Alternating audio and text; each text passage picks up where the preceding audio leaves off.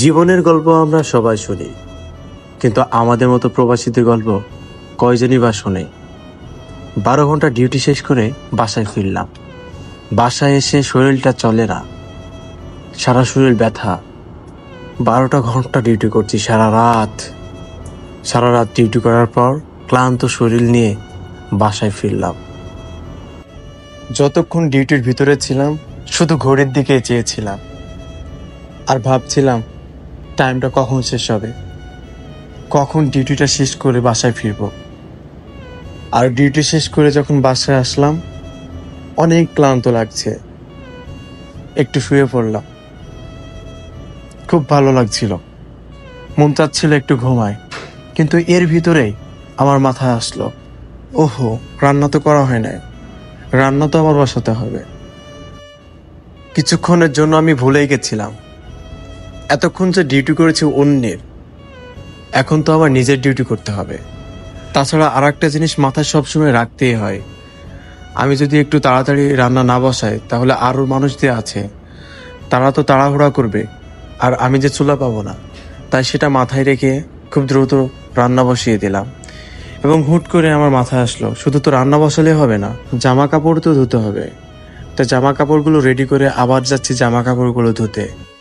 মাঝে মাঝে ভাবি, আমি যে কাজগুলো করছি এই কাজগুলো তো দেশে থাকতে করে নাই, আমার যে কোনো অভিজ্ঞতা নাই, কিন্তু আজ এই প্রবাসে এসে আমাকে বাধ্যতামূলক করতে হচ্ছে।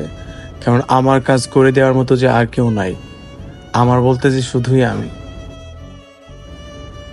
আমাদের কোম্পানিতে আমরা 21 জন লোক থাকি, আর 21 জন মিলে আমরা এক এক দিন এক একজন রুম ক্লিন করি।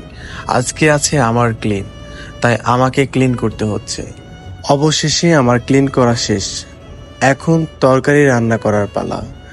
আমি কাটছি পেঁয়াজ কাটা যে কতটা কষ্টের আগে বুঝি নাই, এখন প্রতিদিন কত পেঁয়াজ কাটা লাগে, চোখ দিয়ে পানি যেন থামানো যায় না, এত বেশি পেঁয়াজের ঝাঁজ। আগে দেশে পেঁয়াজ কাটা হয় নাই কখনো, কিন্তু এই বিদেশে আসার পর এখন প্রতিনিয়তই পেঁয়াজ কাটতে হয়। দুঃখের বিষয় আর কি বলবো, দেশে থাকা অবস্থায় কত তরকারি দিয়ে খেতাম, কিন্তু এখন এই প্রবাসে আসার পর এক তরকারি দিয়ে খেতে হয়। আজকে রান্না করছি শুধু মুরগির ভুনা। অতঃপর আমার রান্না করা শেষ হলো এবং আমরা খাওয়ার জন্য বসে পড়লাম। আমি এবং আমার সাথে আরো 2 জন একসাথে একত্রিত খাই। রান্না খাওয়া ক্লিন সমস্ত কিছু কমপ্লিট করলাম।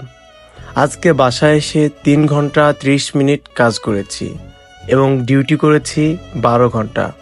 টোটালে 15 ঘন্টা 30 মিনিট আজকে কাজ করেছি। শরীরটা অনেক ক্লান্ত লাগে। এত কিছুর পর বাড়িতে যে একটু ফোনে কথা বলবো সেটা আর আজকে হয়ে উঠলো না, কারণ শরীরটা যে অনেক ক্লান্ত। আবার একটুখানি ঘুমাতে না ঘুমাতেই ডিউটির টাইম হয়ে যাবে, সেটাও মাথায় রাখতে হবে। তাই সবকিছু চিন্তা করেই এই প্রবাসের মাটিতে চলতে হয়। প্রবাস জিনিসটা সত্যি অনেক ভয়াবহ।